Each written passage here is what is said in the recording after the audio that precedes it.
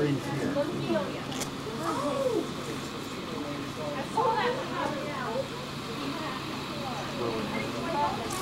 Okay, this is homemade. You can drive right.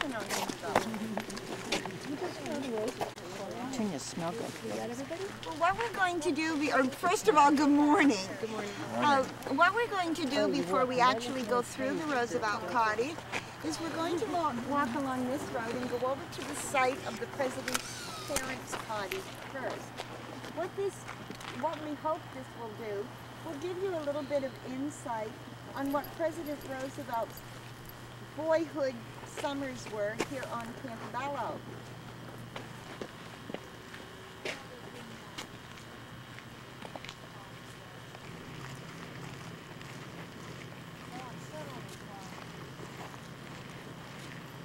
We're nearly all present.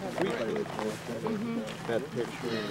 Because it seems like they would have started. The three huge hotels that I was talking about earlier were built up this way and to the right. Now at these hotels they had activities that catered to the wealthy people who came and stayed there. They had drama clubs. Dahlia is where the James Roosevelt Cottage was, and we'll go over there. There is a plaque erected.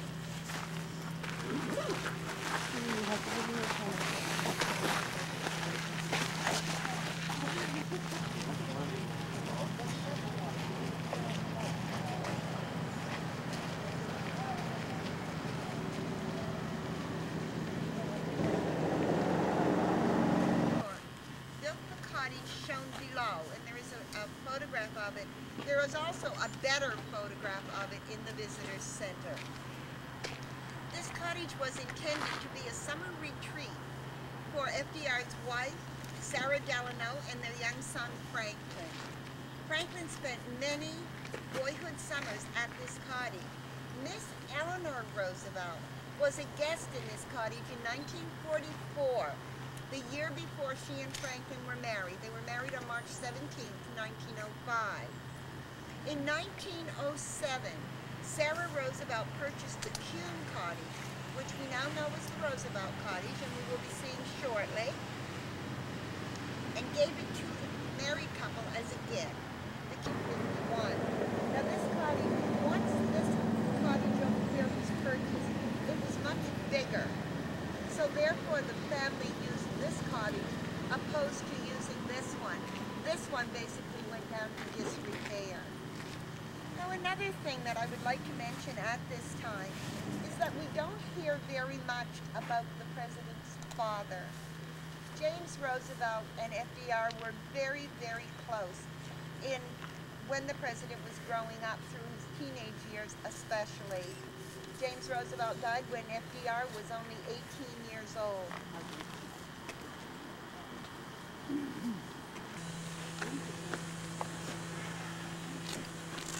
To say that when people get to the bridge here on Campobello, you people came by boat, but when you get to the bridge on Campobello, a lot of people are really, really surprised that they come to Canadian customs. This is in Canada, and that they wonder why an American president would choose to come to Canada and have his summer home. Well, the reason for that is, as I explained earlier, James and Sarah Roosevelt came to Canada first. What this group of businessmen were trying to do was to try to find a secluded area to come in the summertime. They were already finding that even back then the Bar Harbor area was getting overcrowded. So the further north they came, they just kind of, in the beginning, stumbled across this island.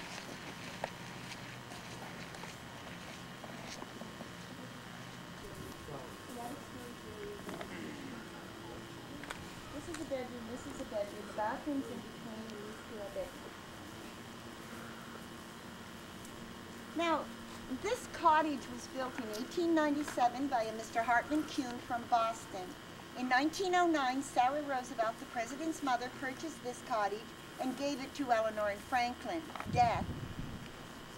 He left the cottage to the estate, okay? And Eleanor Roosevelt had to purchase it from the estate, right? Then Eleanor Roosevelt in 1952 sold it to her son, Elliot. And in 1952, Elliot resold it to Victor, Harry, and Dr. Armand Hammer of New York. They occupied it for a period of about 10 years and did some of the restoration work on the house. In 1962, they donated the cottage to both the United States and the Canadian federal governments. On January 22nd, 1964, the official papers were signed with President Johnson and Prime Minister Pearson, and we at that point became the only internationally maintained memorial in the world. 2 years later, the Queen Mother was here and cut the ribbon, which officially opened the visitor center as well. It is a special grant, okay, that comes from the federal government of both countries. Now the money in Canada comes through external holders, but we're not part of Canada. It says 30 months and 25 and 70.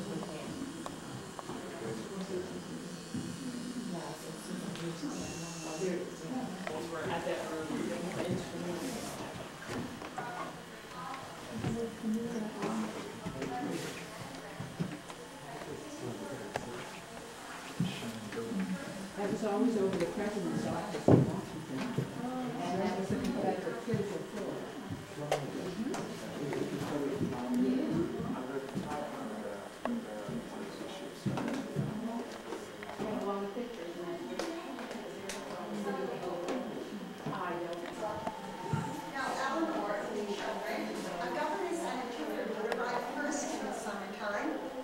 And FDR would follow soon after. The president and Mrs. and their daughter Anna.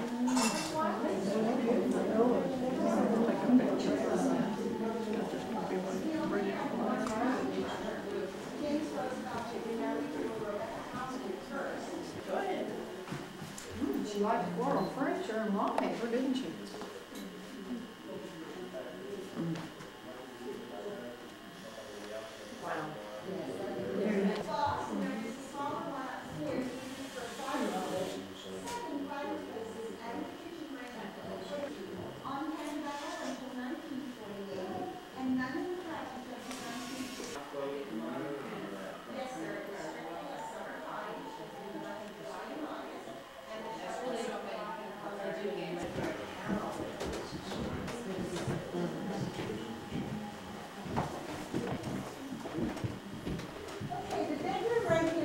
You see, are you part of the program? This group member? Well, they would stay the whole summer. They would stay the whole summer. July, August, and a couple of weeks in September. Nearly all the versions here belong to the ones they had. They had kerosene lamps. It's still on the fireplace. Yes, it was filmed here. Is there a fireplace still there? Servants there. No, servants still. Yeah, you had big family. Lewis Howe was with President Roosevelt for 22 years before Lewis Howe died in 1936. He was in the big break when my grandfather came over. The name was von Rosenfeld. Von Rosenfeld. Nice large room, didn't she?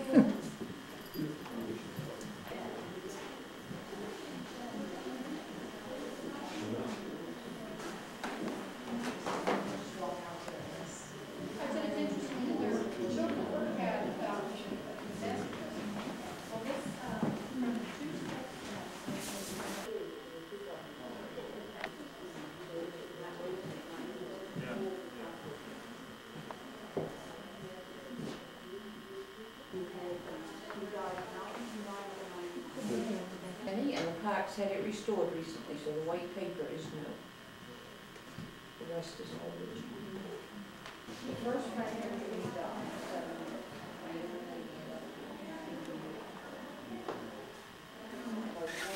It's the best room in the place. And the family would travel from New York to Brisbane by train for upcrossing fishing. And they stay July, August, and sometimes a couple of weeks in September. Did she say anything about, like, did they take breakfast anyplace other than in the dining room? Like, That did they came take later. breakfast? The man that owned the farm Find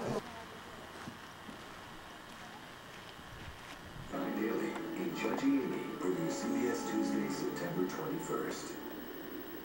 This is someday away, see that you can find.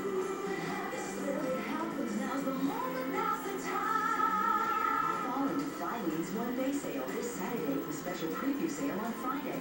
You can save 25 to 50% store-wide. And don't miss our early bird specials. Don't leave home without your bonus coupons. That way you'll save an extra 15%.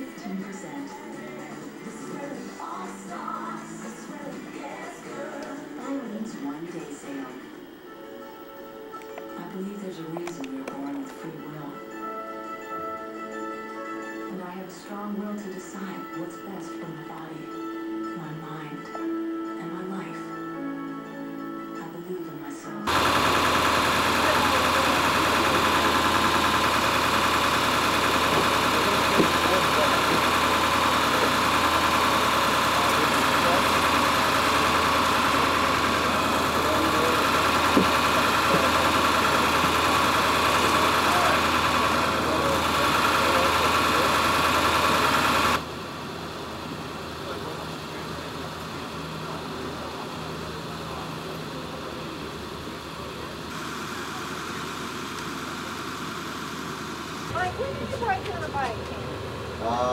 It's okay, it's probably just locked his monster over for a visit. Sprite yard. When was that?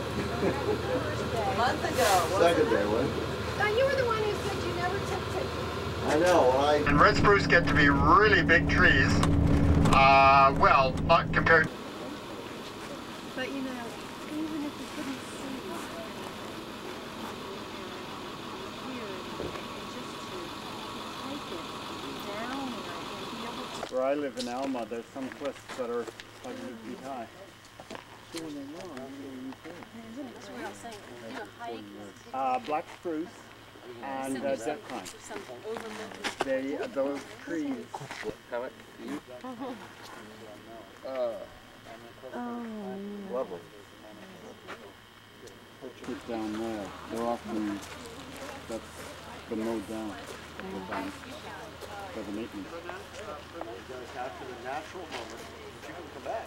No, that's okay. Look how warm it is. Beyond the key to that warm called Fundy. And then that takes you to Fundy National Park, and then of course Fundy has a complete system. Yes, Dave.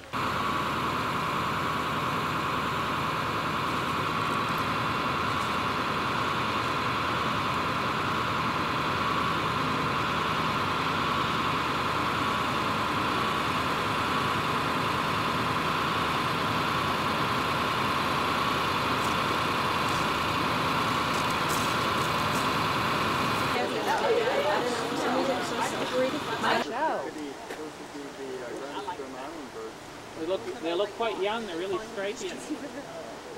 Oh look, there's another one. Four. There's four. There's four.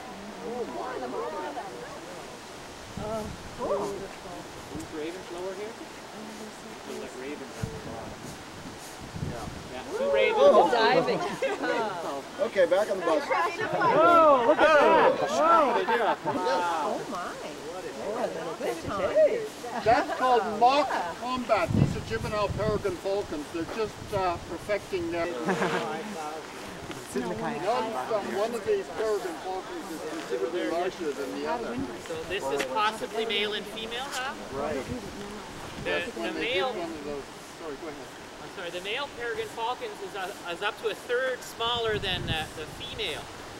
And that's why they're called the tercel, because it's a third smaller.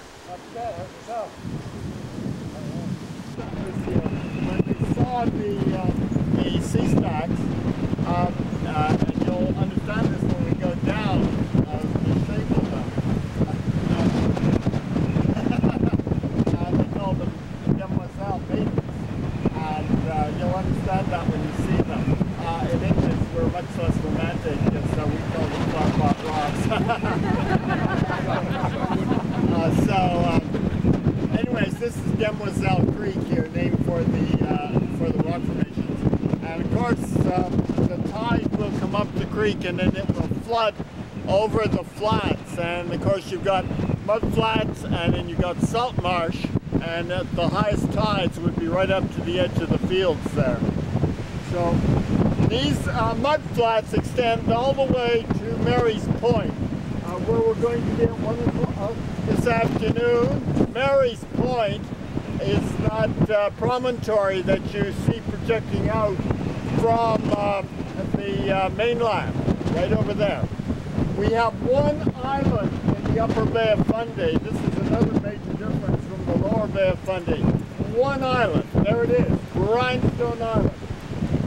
Totally sandstone. In fact, it was one of the locations where sandstone has been quarried in this area. There are billions of them out there. So this is the feeding area of the sandpipers. Denis last night mentioned how important these mud flats are to the sandpiper. You get them from here to South America. Well, you're looking at those mud flats right now. You can see ring-billed gulls down here feeding on the